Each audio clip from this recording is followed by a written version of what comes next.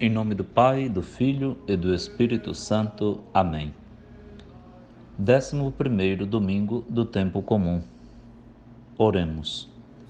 Ó Deus, força daqueles que esperam em vós, sede favorável ao nosso apelo. E como nada podemos em nossa fraqueza, dai-nos sempre o socorro da vossa graça, para que possamos querer e agir conforme vossa vontade, seguindo os vossos mandamentos. Por nosso Senhor Jesus Cristo, vosso Filho, na unidade do Espírito Santo. Amém. Proclamação do Evangelho de Jesus Cristo segundo Marcos, capítulo 4, versículos 26 a 34.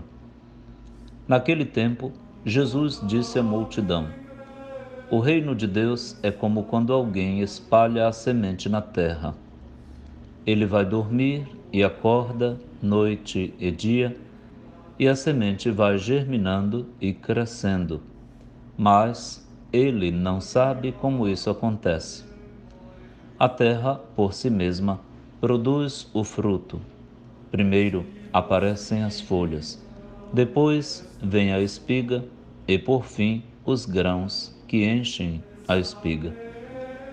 Quando as espigas estão maduras, o homem mete logo a foice, porque o tempo da colheita chegou. E Jesus continuou: Com que mais poderemos comparar o reino de Deus? Que parábola usaremos para representá-lo? O reino de Deus é como um grão de mostarda, que, ao ser semeado na terra, é a menor de todas as sementes da terra. Quando é semeado, cresce e se torna maior do que todas as hortaliças, e estende ramos tão grandes que os pássaros do céu podem abrigar-se à sua sombra.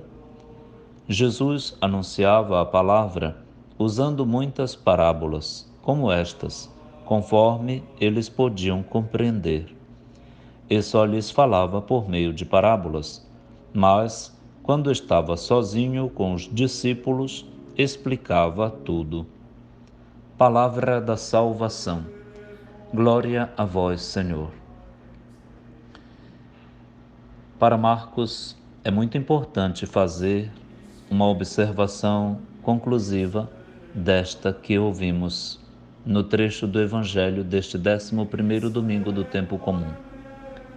Jesus se utilizava de parábolas, porque era o recurso de linguagem que mais facilitava a compreensão dos discípulos acerca destes grandes mistérios que o próprio Jesus revelava da parte de Deus, o reino de Deus. Afinal, como compreender uma realidade tão abrangente? Como compreender um mistério tão profundo, tão grande, tão bonito como esse? Jesus tinha que ter um recurso didático. A parábola permite a fantasia do ouvinte e o faz ir além das palavras. Jesus, na verdade, era a parábola do Pai, a parábola vivente do Pai. Ele era a semente do reino, lançada nos corações dos seus ouvintes, com a sua palavra, sua presença, seus toques, seus mistérios, sua misericórdia, por fim, sua morte, ressurreição e o Espírito que deu à Igreja. Jesus todo é o reino de Deus, presente no mundo. O reino de Deus, no fim da conta, é o Deus do reino. É Deus presente, na pessoa do seu Filho Jesus. Para compreender isso, era necessário um curso vital. Por isso, as parábolas que Jesus utiliza recorrem à botânica, às etapas pelas quais a vida de uma planta passa, a fim de que da semente se chegue ao fruto e até a colheita. Como também o reino de Deus precisa abraçar toda a vida da pessoa, a fim de que Deus reine em nós, desde o seu germinar até o seu ocaso, até a sua colheita. Todas as etapas do vigor de uma planta dizem que lá dentro tem uma seiva, um dínamo, uma força vital e motora que poderia ser comparada com o Espírito Santo que nos foi dado no batismo e que move a pessoa toda a frutificar ao longo da vida, em boas obras, demonstrando com elas a sua fé. Os frutos da fé são as obras. Mas, por outro lado, o reino de Deus vai esclarecendo os significados da nossa vida que é polissêmica. Tanto é importante dizer que o reino de Deus em nós nos acompanha ao longo de toda a nossa vida, modificando-a, adequando-a, dispondo-a para produzir os frutos que Deus espera de nós, que a humanidade, que a sociedade precisa da nossa vida, a igreja, a comunidade, como também aquilo que parecia pequeno e irrelevante para Deus pode se tornar muito importante. Ninguém de nós é irrelevante para Deus e nenhum de nós é insubstituível. Nosso Senhor precisa de nós todos e nos dota da capacidade de melhorar o mundo. Portanto, o reino de Deus é este mistério de performance que vai se perfazendo na vida de cada pessoa e da comunidade e de todas em todos e em tudo, para que o mundo vá chegando ao ponto de que Deus o espera. Nós agradecemos a nosso Senhor pelo dom desta palavra que nos estimula a fazer o que Jesus fez.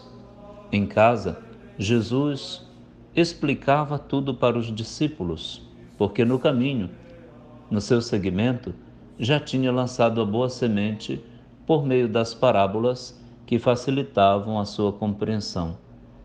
É bom nos perguntar como estão nossas palavras, qual uso fazemos delas, para que servem tantas?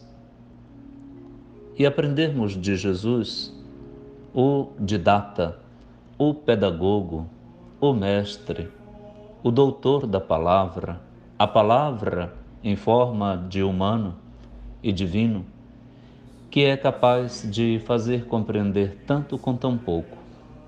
Que o Senhor nos dê esta capacidade para todos nós.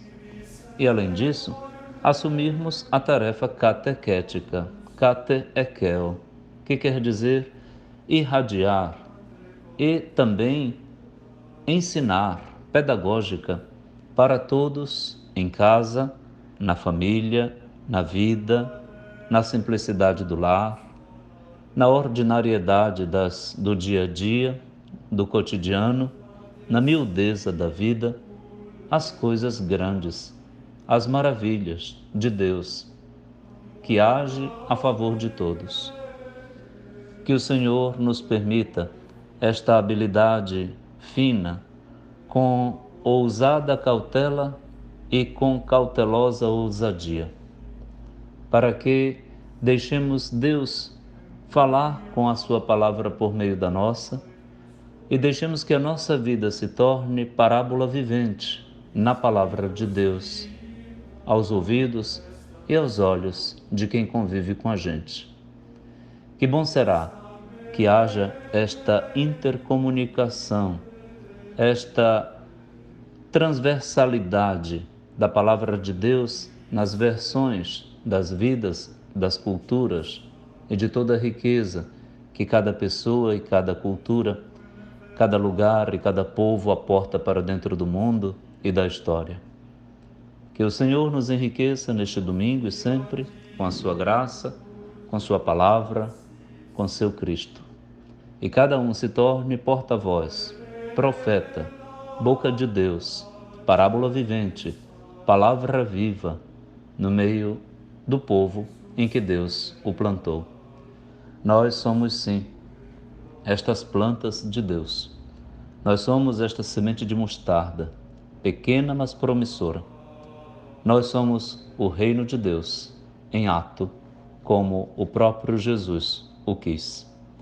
Reine Cristo Jesus em nós, e com Ele o seu reino se difunda por meio de nós, no mundo, ao longo da história. Bom domingo e uma feliz semana. Louvado seja Cristo, sempre seja louvado.